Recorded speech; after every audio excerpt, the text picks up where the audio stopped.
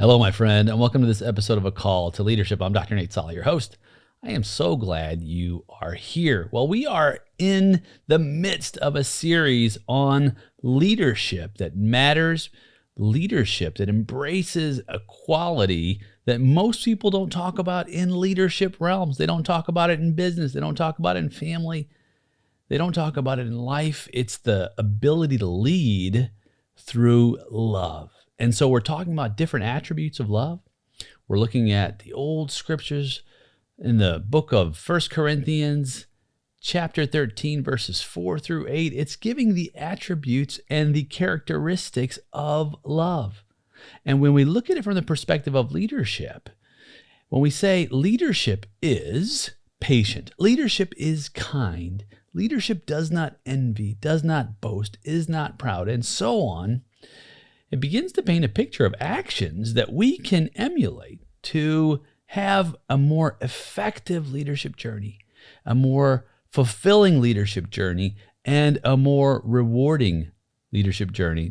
Dare I say, a more impactful leadership journey. So I invite you to join me on this journey as we continue our conversation around each of these characteristics. We've talked about patience, we've talked about kindness, and on our third installment of each individual attribute, we're moving from what it is to what it's not. And the third characteristic is a characteristic that many of us have experienced in our journey. It is debilitating. It can destroy us. It will definitely keep us to leading effectively and serving well. It's the characteristic called envy.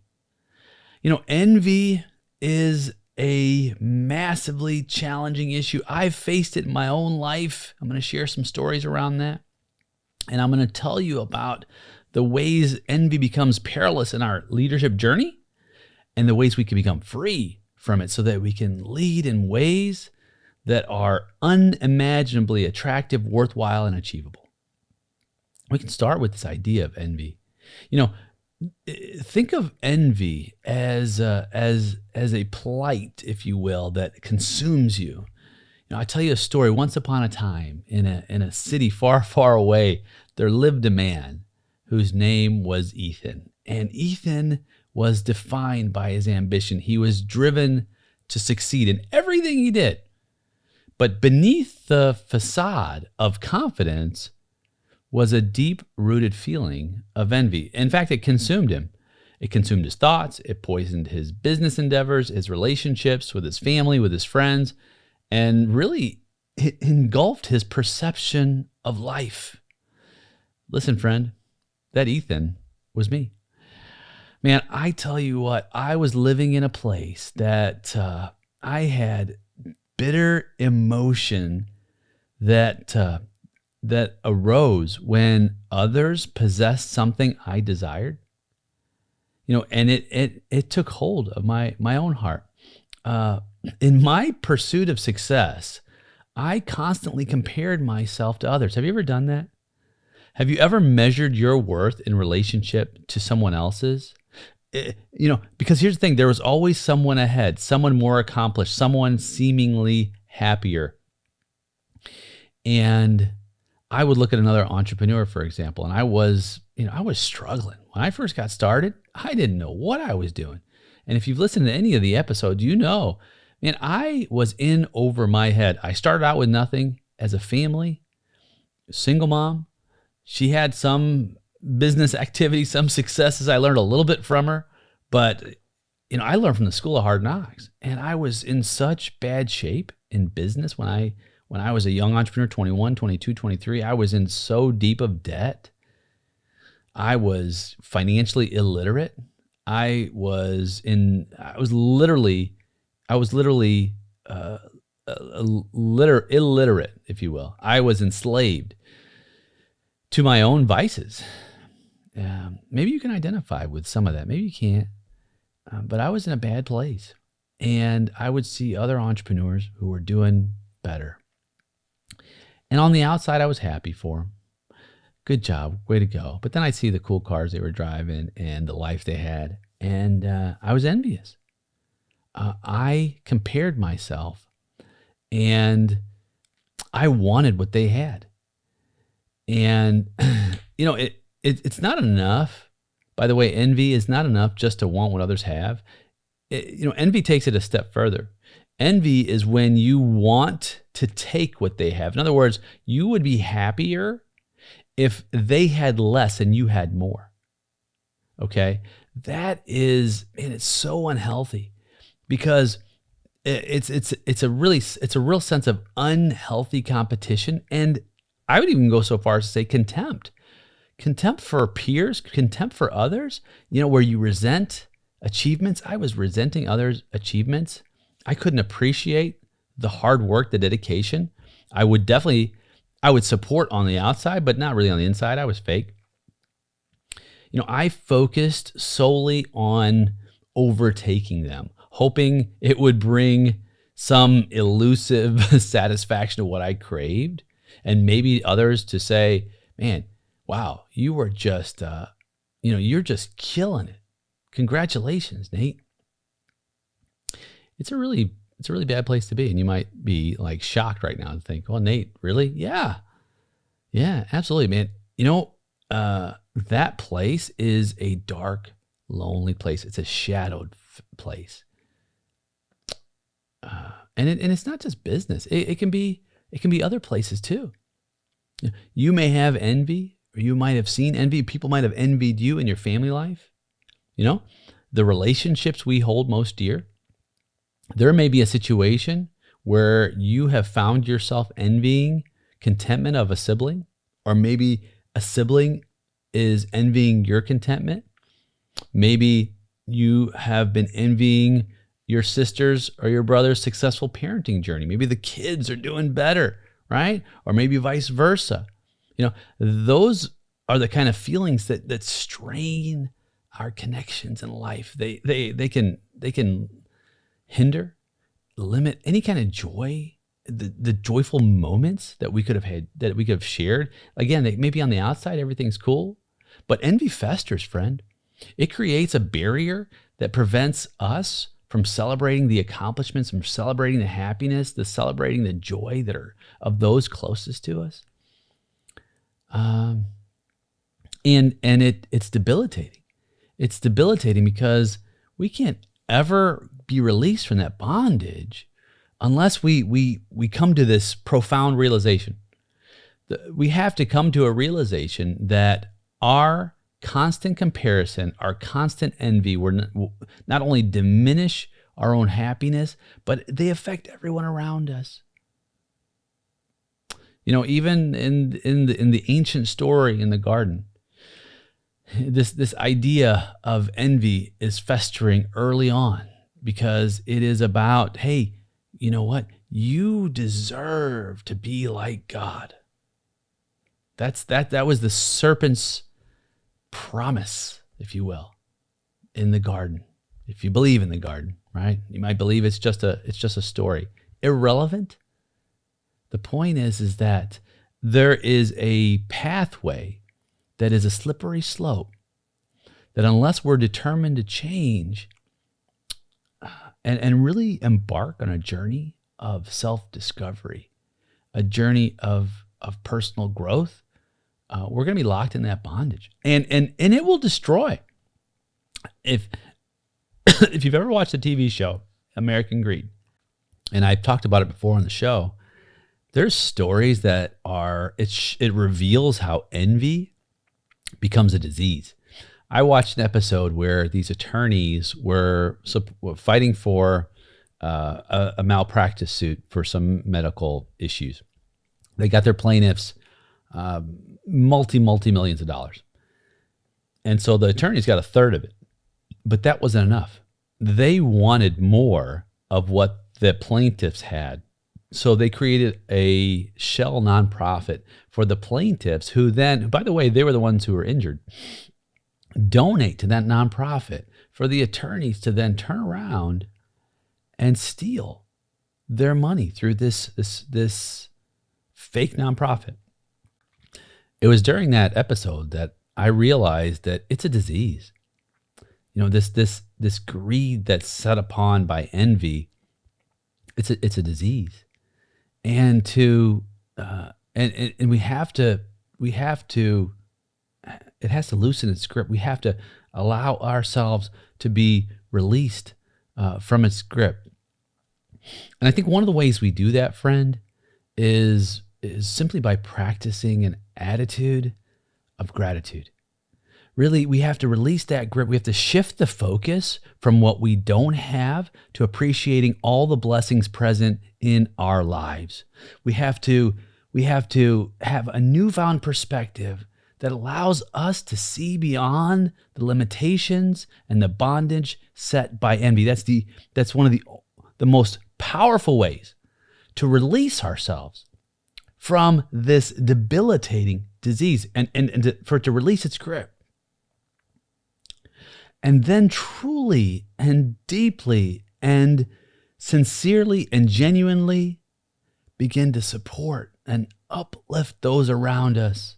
Reach out to others, whether it be another entrepreneur, to offer advice, assistance. Don't expect anything in return. Instead of competing against our peers, let's collaborate. Let's build a network of inspiring individuals who share our passion for success. In fact, I used to teach a class years ago about competitive advantage. And it was actually part of the title of the book was Crafting and Executing a Strategy, The Quest for Competitive Advantage. That was the title of the book. And I was convicted by that, friend. I eventually said, you know what? I don't want to compete anymore. I don't want what my fellow entrepreneurs have. I don't want to be envious for what they have. So I want to collaborate with them. I changed the focus of the text in this course.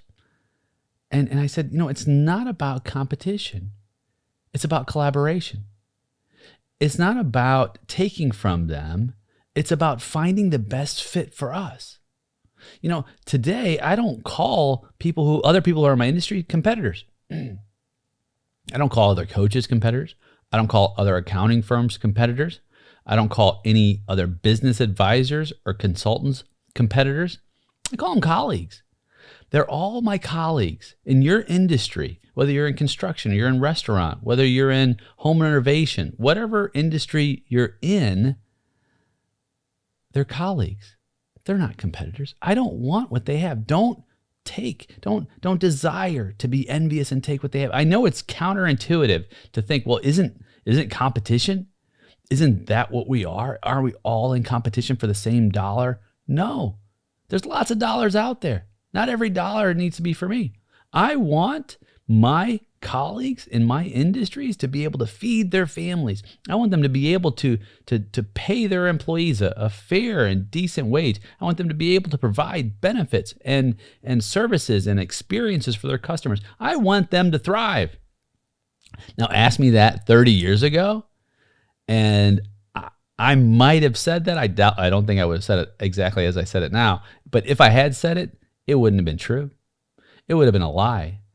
And if it was behind closed doors, I'd say, no, I want them to struggle like me, and I want to overcome. Let's stop the competition. It's antithetical. I know it's counterintuitive. Let's focus on building a network of inspiration. I love communicating with my colleagues, other people in my industry. I love sharing. Hey, let me tell you about something. And you tell me about something. In fact, I had a wonderful meeting about a year ago with one of my colleagues in the industry, worked in another state, and I was sharing our model for creating an effective and successful culture, because that was an area that we were strong in how we bring people in and share this grand vision of what we want to accomplish to get people behind a shared sense of value for a worthy cause. Hiring practices and so on and so forth, and training. And my colleague shared a system of software that he was using for tax advisory and consulting and planning. And so we exchanged ideas. That's called communication, because we were not in competition with one another. We were in collaboration. And both of us had a transformation, a remarkable transformation in areas that we had opportunity in. He embodied some of the concepts and the constructs I used for my development of my team. I was able to take advantage of some of the benefits of the software systems he was using. Neither of us have had trouble eating because the other one was taking our business after that. No, both of us actually had incremental and even exponential growth later because we were able to collaborate. Where envy sought to destroy, collaboration sought to build. That's the power of shifting.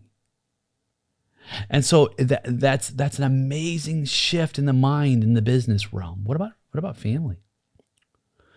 Think about an equally remarkable transformation.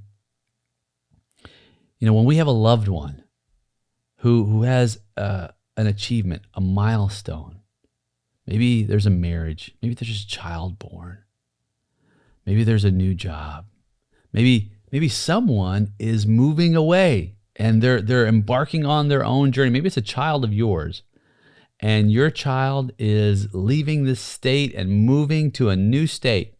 And you say, you have my blessing. I want to celebrate that achievement with genuinity. I want to give you my blessing and go and do well. Don't live in envy. Replace that envy with love. Replace that envy with support. And rediscover the journey of being a part of someone else's happiness. Embrace it. Realize, I had to realize that the success of others doesn't diminish my own. It rather enriches it, because then my connections are fostered with nurturing, positive energy, with love and care. And that's gonna ripple, friend. That's gonna ripple over time. Because over time, my envy, that shift rippled through all aspects of my life. My business began to thrive as I learned to appreciate and learned from others. My relationships deepened as I found a deep comfort in celebrating accomplishments of others. And for you, your happiness, my happiness, will flourish as we embrace a mindset grounded in gratitude, grounded in compassion. And let these stories serve as a lesson to inspire. When envy knocks at our door, let us be reminded that there's a path toward change. Let us be reminded to choose gratitude over comparison. Let us support over competition. Let us love over envy. Man, and I would encourage you and myself, embrace the success of others. May it be a testament to what is possible rather than a cause for resentment. Eliminate that from the purview, because what we can do is we can open ourselves to a world where everyone's accomplishments becomes a source of inspiration. It becomes a source to motivate. And the journey's not easy. It wasn't easy for me, but the rewards are immeasurable. The rewards are for us to share in the gratitude and the love as leaders in our organizations, in our families, in our lives. We don't need to have a scarcity mentality. A scarcity mentality says there's just not enough to go around. I've got to hold on to mine and I've got to take yours. No, reject the scarcity mentality. Reject the mentality of poverty. Embrace the abundance mindset. Embrace the abundance approach that there is more than enough of the possibilities for progress to go around. Let us share in that progress, share in the possibilities, share in releasing the envy in favor of compassion, caring, support, releasing comparison, and moving into a place of collaboration.